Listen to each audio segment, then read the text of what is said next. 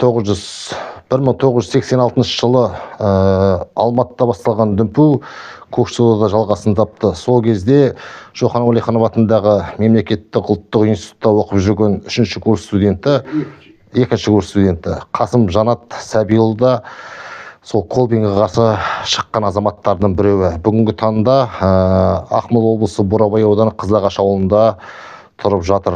Жанат аға, қош көрдік сізді. Қош көрдік сізді. 1986 жылы желтоқсан оқиғасы Көкшетауда қалай басталды? Енді 1986 жылы 18 декабрь күні жігіттер жиналып алаңға шығамыз деп бәрі ниеттенді. Ол анау үкіметтің басына орыстың кісісін қояйын деп жатыр, қазақтан қою керек деген сөздер болады. Соған біз бір топ студенттер бардық. Біраз кісілер жиналып қапты. Мына сельхоздың жігіттері бар, профтехучилищенің жігіттері бар.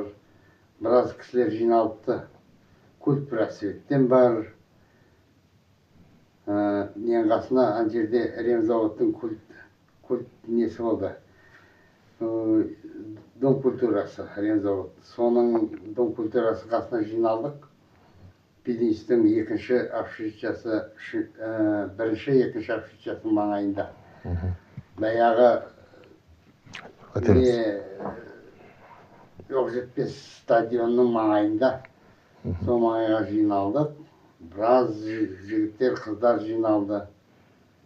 Сосын 3-4 кісі келді.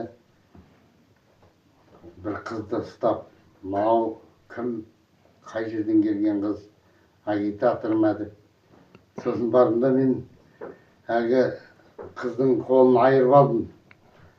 Айырып алдым да, ай, жігіттер, мына қызды әрмәнді нетіңдер қазір алып кетіп жүр деп жүгіріп жүргенде, одан Домсоветке қаратай, акиматқа қаратай ол кезде не ғой компартия.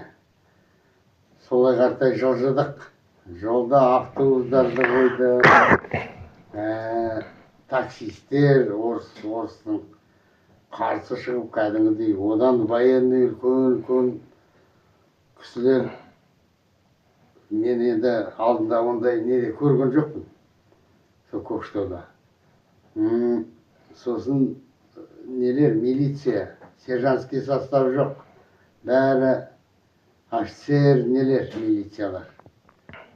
Олар айту, ана жерде жібермей, бөліп, ана қызды бір ұстап, қолтығынан мынау бір-бірімізді құтқарып жүрміз көмектесіп. Сол кезде біреу қолымды қайырып ұстап алды. Сосын барып бір болған үшін отырғызды. Енді нетсем бір полковник отыр ішінде. Сосын айтам, аға біздің кінәміз жоқ. Енді 21 жаста ғанамын. Кінәміз жоқ, жіберіңіз оқудан шығарып ертең қоя беріңіз дейді. Ана кісі қарамайды да, сөйлеспейді. Қай ұлттан сонда? Басқа ұлт па? Жоқ, қазақ полковнигі. Мен айтам, қазақша айтып отыр, аға жіберіңізші деп. Енді білмеймін, айтып тұрында ұмытып қалдым. Жіберген жоқ. Содан неге алып келді, милицияға алып келді да, сразу, ай, тексеріңдер, мынау или арақ-пен, или наркомандар деп, сразу немен бір медсестрлар келіп тексерді. Жоқ, аман, сау деп, еще жағым келді, содан барып жапты. Қай жерге жапты? Көкшетауға жапты ма? Бірінші күні Көкшетауда болдық.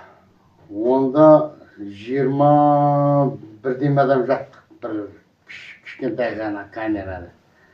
Қырынан кәдімгідей әкеп қамай береді.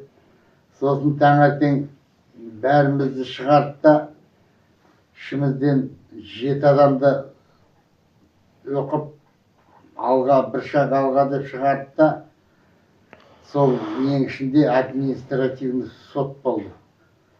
Мына 7-ін 15 күнге соттады бізді кәдімгідей.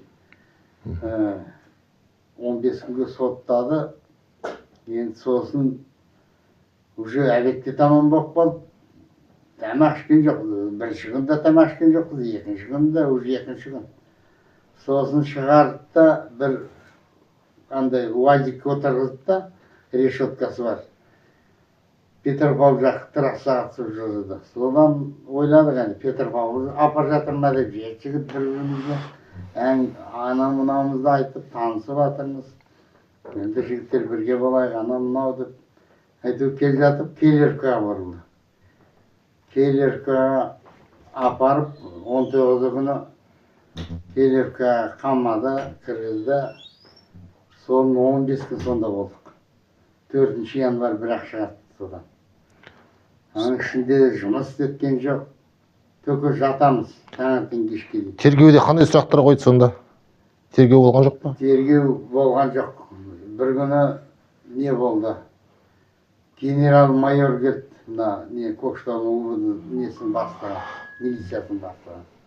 Сол келіп айғайлап, ұрсып, сендер враги народа, паровоз едет, вы против паровоза ножом рветесь, а паровозы хоть бы проехал деп бізге қаншама сөз айтты.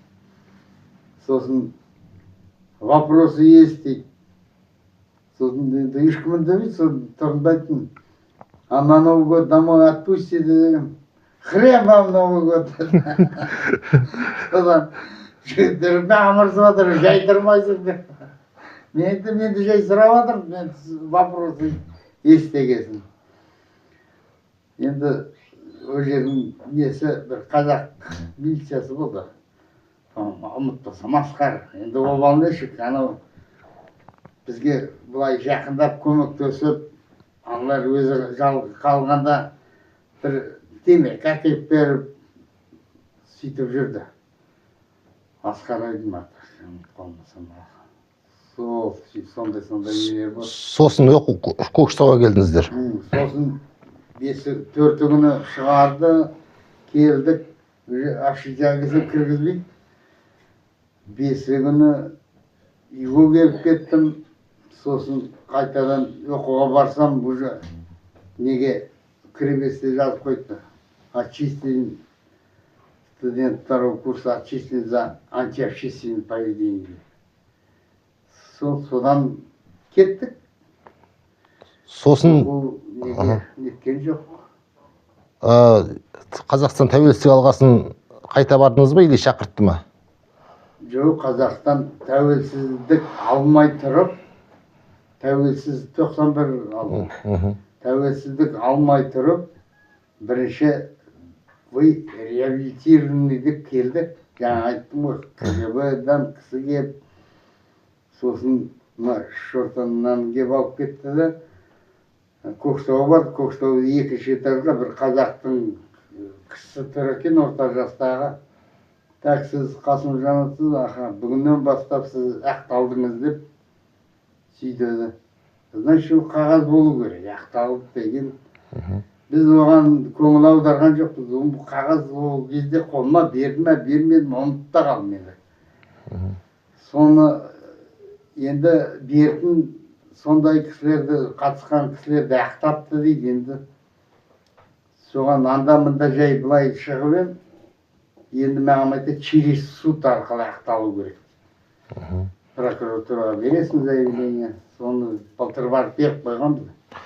Неде жаңа оқуға қайттан орналастыру туралы сөз өткен жоқсыз ба сол кезде? Оқуға қайтадан бардық, Евгений Иванович Боярский деген ректор болды, соған бардық. КГБ-дан бір кісі екеніміз бардық. Ана кісі ап түрегеп, амандасып, қолын ұстап, сейчас все, деканат жинап ап, так, мына кісіні оқыту керек.